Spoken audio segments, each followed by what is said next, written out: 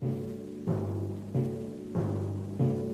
United States dollar took another pounding on German, French, and British exchanges this morning, hitting the lowest point ever known in West Germany.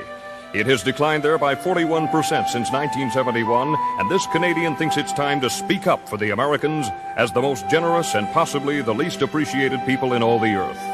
As long as 60 years ago, when I first started to read newspapers, I read of floods on the Yellow River and the Yangtze. Who rushed in with men and money to help? The Americans did. They have helped control floods on the Nile, the Amazon, the Ganges, and the Niger. Today, the rich bottomland of the Mississippi is underwater, and no foreign land has sent a dollar to help. Germany, Japan, and to a lesser extent, Britain and Italy were lifted out of the debris of war by the Americans, who poured in billions of dollars and forgave other billions in debts. None of those countries is today paying even the interest on its remaining debts to the United States.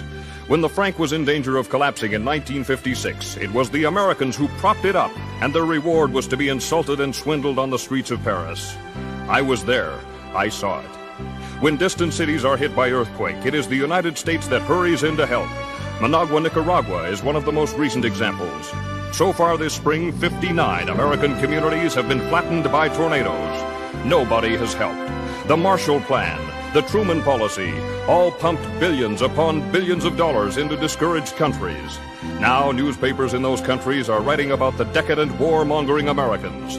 I'd like to see just one of those countries that is gloating over the erosion of the United States dollar build its own airplanes. Come on, let's hear it.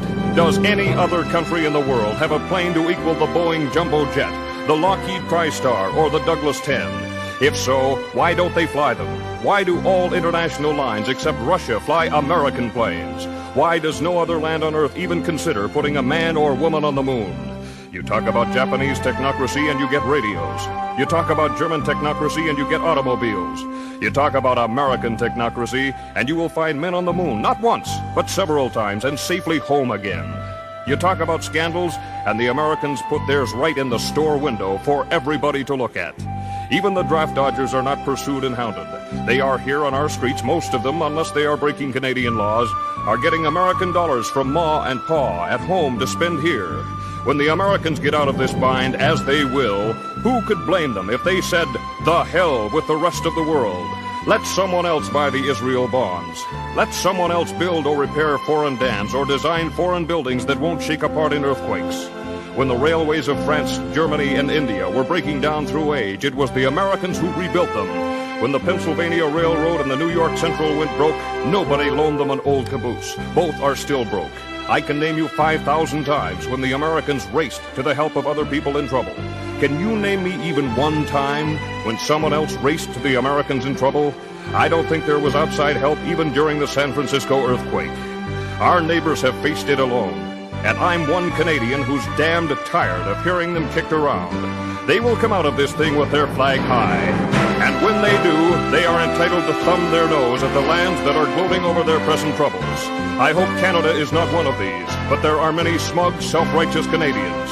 And finally, the American Red Cross was told at its 48th annual meeting in New Orleans that it was broke. This year's disasters have taken it all. And nobody, but nobody, has helped.